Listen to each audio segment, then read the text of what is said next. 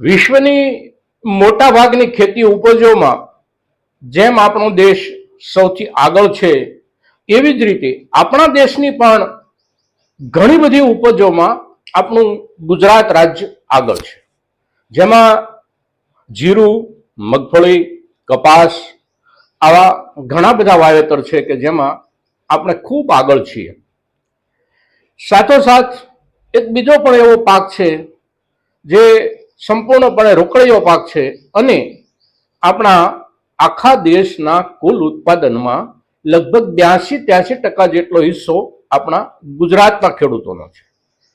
તો આ જે પાક છે એ પાકની ચર્ચા આજે આપણે કરવી છે મિત્રો, અને એ એટલા માટે કરવી છે કે હવે એની સિઝન અત્યારે ખૂબ સારી રીતે ચાલી રહી છે. જ્યારે સિઝન હોય ત્યારે માલના ભાવ સંબંધી આપણી ખેડૂત તરીકેની જે અવઢવ હોય એ અવઢવની સાથે આપણી પાસે કેટલીક માહિતીઓ આવે તો એ અવઢવથી આપણે બચી જતા હોઈએ છીએ. અને એટલે સંગ્રહ કરવો, માલ વેચી દેવો કે શું કરવું એ નિર્ણય કરવામાં આપણને સરળતા રહેતી હોય છે મિત્રો. તો આ વાતને ધ્યાનમાં રાખી અને આપણે આજે એક સૌથી અગત્યના આપણા ગુજરાતના રોકડિયા પાક દિવેલા એટલે કે એરંડાની ચર્ચા આ વિડીયોમાં કરવી છે મિત્રો. તો આ વિડીયોમાં આપ સૌ બન્યા રહેજો મિત્રો. નમસ્કાર ખેડૂત મિત્રો, જય કિસાન, જય ભારત. ખેડૂત મિત્રો, આપણે મોટા ભાગના પાકોની ચર્ચા કરતા હોઈએ છીએ, એમાં પણ જ્યારે સિઝન જેવો માહોલ હોય, માલ આપણો પાકીને આપણી પાસે આવ્યો હોય અને માર્કેટ સુધી આપણે લઈ જવાના દિવસો દરમિયાન આપણે માલ ટકાવવો કે માલ કાપી નાખવો, આ એક વિચારણા નીચેનો મુદ્દો આપણે માટે કાયમ હોય છે. આપણે ત્યાં દિવેલાનો જે પાક છે એ પાકને વેચવો કે સંગ્રહ કરવો એનો નિર્ણય કરવા માટે જે મુદ્દાઓ આપણે ધ્યાન ઉપર લેવાના છે એ મુદ્દાઓ ઉપર આપણે ચર્ચા કરવી છે. ત્યાર પછી આપણે ખેડૂત તરીકે દરેક ખેડૂતે પોતપોતાની રીતે નિર્ણય કરવાનો છે કે આ મુદ્દાઓના આધારે આપણે માલ પકડી રાખવો કે માલ કાપી નાખવો. સૌથી પહેલા ઉત્પાદનને સમજીએ મિત્રો. તો સમગ્ર દુનિયામાં એરંડાનું જે ઉત્પાદન છે એમાં સૌથી મોટો હિસ્સો આપણો છે. સૌથી મોટો એટલે લગભગ 85%થી વધારે હિસ્સો ભારતનો છે. બીજા ક્રમે ચાઇના છે અને ત્રીજા ક્રમે બ્રાઝિલ છે. આપણો ભારત દેશ 86-87 કે 88% સુધીનું ઉત્પાદન એરંડાનું ભારત દેશ કરે છે. વિશ્વનું જે કુલ ઉત્પાદન છે એમાં આપણો હિસ્સો 86-87-88% જેટલો હોય છે મિત્રો. હવે એ સૌથી મોટો હિસ્સો આપણો છે અને ખૂબ મોટો હિસ્સો આપણો છે. બીજા ક્રમે ચાઇના છે અને ત્રીજા ક્રમે બ્રાઝિલ છે, તો એ પણ આપણાથી ખૂબ પાછળ છે, કારણ કે બાકીના 13-14%માં જ બ્રાઝિલ અને ચાઇનાએ સમાઈ જવાનું રહે છે. બાકીના બીજા દેશોમાં થોડું થોડું ઉત્પાદન ક્યાંક થતું હોય તો એ 1% 1.5% કે 2%થી વધારે નથી હોતું. હવે જ્યારે આપણે વિશ્વમાં સૌથી મોટા ઉત્પાદક છીએ ત્યારે વૈશ્વિક ઉત્પાદનમાં આપણે કેટલો માલ ઠાલવીએ છીએ, તો વૈશ્વિક ઉત્પાદનમાં આપણે ભારત તરફથી આ છેલ્લા 2 વર્ષ દરમિયાન એટલે કે 2023 અને 2022 દરમિયાન 20 લાખ ટન, 21 લાખ ટન આ પ્રમાણેનો માલ આપણે બજારમાં ઠાલ્યો છે મિત્રો. આપણો ભારતનો એરંડાનો ઉત્પાદનનો જે જથ્થો છે એ 21-22 લાખ ટનનો છે. એની સામે આપણું ગુજરાતનું જે ઉત્પાદન છે એ આપણા રાષ્ટ્રીય ઉત્પાદનના 85% છે. વૈશ્વિક ઉત્પાદનમાં ભારત 86-87% છે, તો ભારતના ઉત્પાદનમાં આપણું ગુજરાત રાજ્ય 84-85% એ ઊભું છે મિત્રો.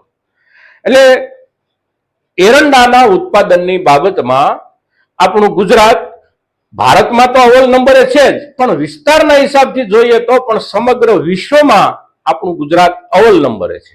લગભગ 40-42% હિસ્સો આપણું ગુજરાત પકવે છે. વૈશ્વિક હિસ્સામાંથી 40-42% જેટલો હિસ્સો આપણું ગુજરાત પકવે છે એરંડાનો. હવે એરંડા જે છે એનો ઉપયોગ ક્યાં થાય છે, તો એરંડામાંથી તેલ કાઢવામાં આવે છે. તેલ જે એરંડામાંથી મળે છે એ તેલની ટકાવારી કેટલી હોય છે એ પ્રમાણે એરંડાની ગુણવત્તા નક્કી થાય છે. હવે ટકાવારીના હિસાબથી જોઈએ તો આપણા ગુજરાતના ઉત્પાદનમાં સમગ્ર વિશ્વમાં સૌથી વધારે ટકાવારી તેલની મળે છે. 48 થી 49% સુધી તેલની ટકાવારી આપણા ગુજરાતના એરંડામાંથી મળે છે.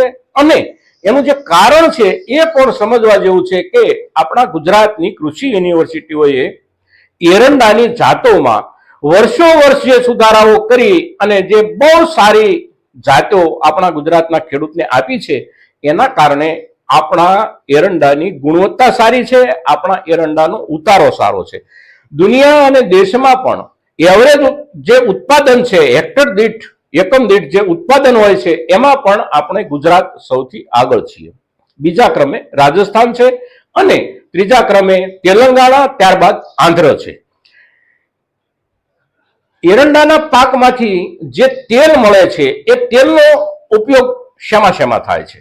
તો એરંડાના પાકના તેલનો ઉપયોગ કેમિકલી જરૂરિયાતોમાં ખૂબ મોટા પાયે થતો હોય છે. સૌથી પહેલા એક રંગો અને રસાયણો એમાં એરંડાના તેલનો ખૂબ ઉપયોગ થાય છે. ત્યારબાદ ચામડાની બનાવટો, ચામડાના કારખાનાઓ જે હોય છે અને એમાં સારી ક્વોલિટીનું ચામડું તૈયાર કરવા માટે જે પ્રક્રિયાઓ ચાલતી હોય એ પ્રક્રિયામાં એરંડી તેલનો ખૂબ ઉપયોગ થાય છે. ત્રીજા ક્રમે રબર ટેકનોલોજી જે છે એમાં પણ એરંડા તેલનો ખૂબ ઉપયોગ થાય છે. ત્યારબાદ સ્વાભાવિક રીતે આપણને એમ થાય કે આ સિવાય માનવી જરૂરિયાતમાં એનો સીધો ઉપયોગ ક્યાં થાય છે? તો માનવી જરૂરિયાતમાં એનો સીધો ઉપયોગ આપણા આરોગ્યલક્ષી કેટલીક ઔષધિઓમાં પણ એરંડી તેલનો ખૂબ મોટા પાયે ઉપયોગ થાય છે. મિત્રો, એરંડી એમાંથી તેલ મળ્યા પછી એનો જે ખોળ મળે છે એ ખોળ પણ આપણે ત્યાં ખેતીવાડીમાં પાયાના ખાતર તરીકે ખૂબ મોટા પાયે વપરાય છે. એટલે એરંડીના તેલના પણ બજાર સારા રહે છે અને ખોળના પણ ભાવ ફેક્ટરીઓને મળતા હોય છે.